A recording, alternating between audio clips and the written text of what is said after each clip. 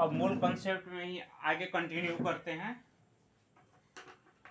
देखिए, fundamental particle होता है इलेक्ट्रॉन, प्रोटॉन, न्यूट्रॉन, ठीक है, हाइड्रोजन को छोड़कर, क्योंकि हाइड्रोजन में न्यूट्रॉन नहीं होता है ना, इसलिए हाइड्रोजन को छोड़ दीजिए। तो फंडामेंटल पार्टिकल इधर लिख लेते हैं हम लोग, फंडामेंटल पार्टिकल, फंडामेंटल पार्टिकल।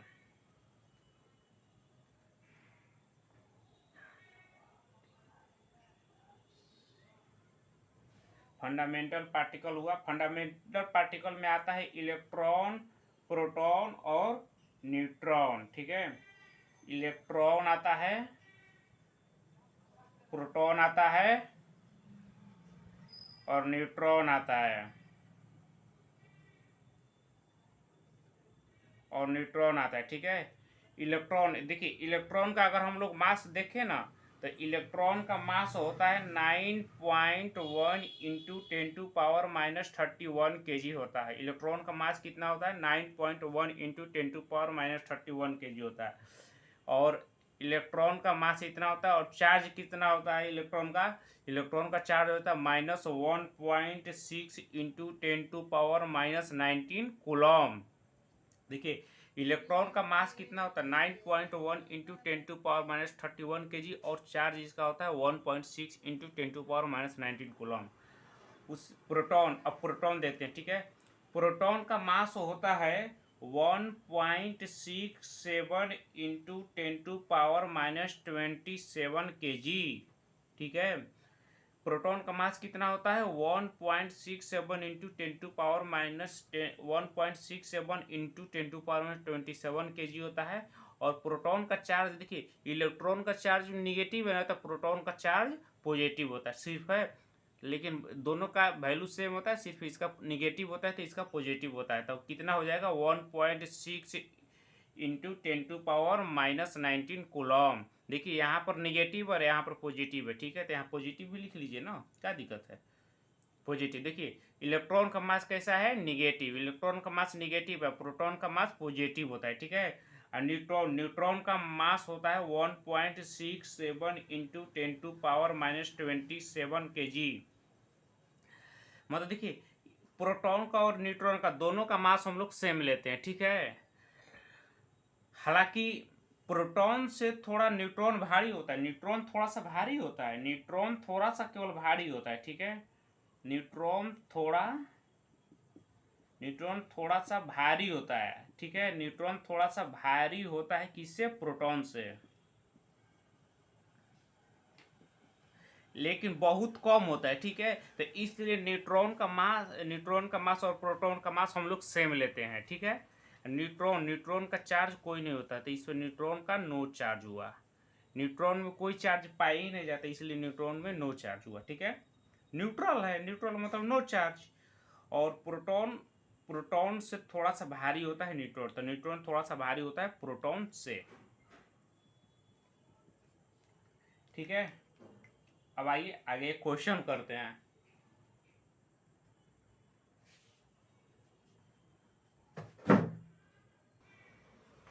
देखिए एक क्वेश्चन करते हैं। क्वेश्चन में बोल रहा है कि calculate charge on 1 mole of electron. बोल रहा है कि एक मोल इलेक्ट्रॉन में कितने चार्ज होते हैं, ठीक है। क्वेश्चन समझ में आया? क्वेश्चन क्या बोल रहा है? क्वेश्चन समझ में आया ना क्या बोल रहा है? देखिए क्वेश्चन बोल रहा है कि एक मोल इलेक्ट्रॉन में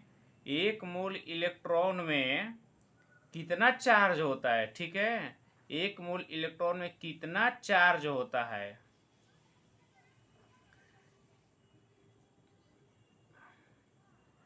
तो क्वेश्चन पूछ रहा है एक मोल इलेक्ट्रॉन में कितना चार्ज होता है। देखिए अब इस क्वेश्चन को करते हैं हम लोग। है एक मोल इलेक्ट्रॉन में charge on 1 mole of electron, equal to हो जाएगा number of electrons in 1 mole into charge on यानी 1 इलेक्ट्रॉन। देखिए पूछ रहा है कि 1 मोल में कितना चार्ज होगा, तो देखिए जितना 1 इलेक्ट्रॉन में जितना चार्ज होगा उसको 1 मोल से गुणा कर देंगे तो टोटल चार्ज तो निकल जाएगा ना। तो वही बोल रहा है कि नंबर ऑफ इलेक्ट्रॉन इन 1 मोल। तो आपको पीछे बताए थे ना कि 1 मोल में 6.023 इंटू 10⁻23 पार्टिकल होते हैं। ये पार्टिकल या तो इलेक्ट्रॉन हो सकते हैं, प्रोटॉन हो सकते हैं, न्यूट्रॉन, कुछ भी हो सकते हैं। तो एक यहाँ पर 1 मोल का वैल्यू लिखा जाता है। 1 मोल का वैल्यू कितना होता है? 6.023 इंटू 10⁻23 पार्टिकल। ठीक है, देखिए ये क्या हुआ, ये तो आपको ये हुआ ना number of electron in 1 moles. एक इलेक्ट्रॉन में मतलब 1 मोल में इतना इलेक्ट्रॉन पाए जाते हैं। ठीक है, 1 मोल में इतना इलेक्ट्रॉन पाया जाता है। तो हमको चार्ज पूछ रहा है, तो 1 इलेक्ट्रॉन पे चार्ज कितना पाया जाता है? 1 इलेक्ट्रॉन पर चार्ज बताए थे ना 1.67 इंटू 10⁻⁻19 कूलम। ठीक है, तो अब इसको काटम कुटम करके आएगा 96,500 कूलम होता है। ठीक है, ये आपको बराबर होता है 1 फैराडे के। और इस वैल्यू को याद रखना है, ठीक है। देखिए 1 मोल में इतना इलेक्ट्रॉन होते हैं ना, 1 मोल में 6.023 इंटू 10⁻23 इलेक्ट्रॉन होते हैं। ठीक है, और 1 इलेक्ट्रॉन में चार्ज होता है 1.67 इंटू 10⁻⁻19 कूलम।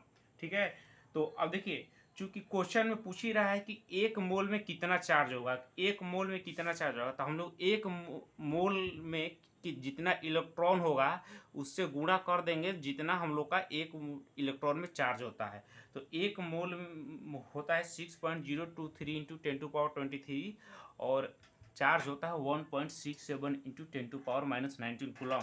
ये बराबर हो जाता है 96,500 कूलम। इसमें गुणा कीजिएगा ना तो 16 छक्का 96, 16 इंटू 6 96। ठीक है, तो करके 96,500 कूलम होता है, जो कि 1 फैराडे के बराबर होता है। और इस वैल्यू की याद रखना है, फिजिक्स केमिस्ट्री हमेशा हर जगह ही काम आता है। 96,500 कूलम बराबर 1 फैराडे होता है। ठीक है, 1 मोल में 6.023 इंटू 10⁻23 इलेक्ट्रॉन होता है। 1 इलेक्ट्रॉन में चार्ज होता है 1.67 इंटू 10⁻⁻19 कूलम।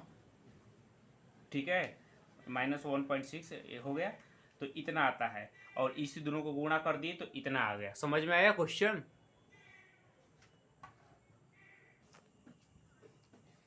ठीक है, आगे क्वेश्चन करते हैं। ठीक है, calculate charge in Faraday in the flowing. पहला है 1 मोल ऑफ Na यानी sodium ion, Na plus ion. ठीक है, सोडियम आयन का निकालना है। देखिए जितने मोल उतने फैराडे होते हैं। ठीक है, 1 मोल है तो इसका आंसर 1 फैराडे होगा। तो इसका चार्ज क्या होगा? इसका चार्ज हो जाएगा 1 फैराडे। इसका चार्ज हो जाएगा 1 फैराडे। लिख लीजिए इधर कहीं, जितना मोल उतना फैराडे। जितने मोल उतने फैराडे। जितने मोल उतने फैराडे, ये लिख लीजिए। ठीक है, अब देखिए कोई दूसरा देखते हैं। ये देखिए Na+1 मोल दिया है ना, Na+ का, तो 1 फैराडे हुआ, ठीक है। अब 0.2 मोल ऑफ Mg+2 आयन। देखिए जब इसमें पूछ रहा है,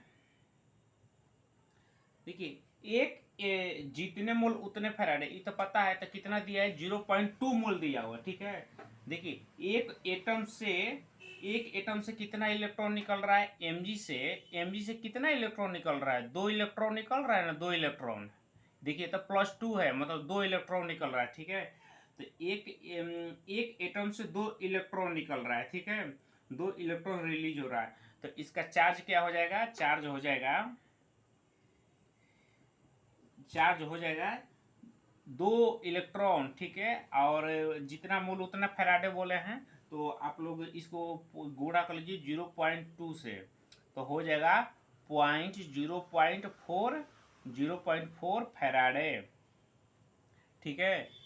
आंसर हुआ 0.4 Faraday.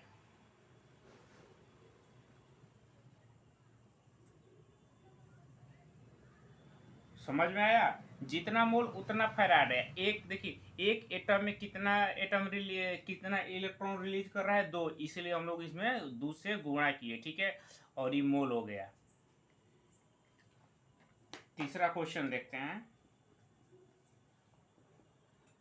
1.5 mole of Al+3 ion, 1.5 mole of Al+3 ion.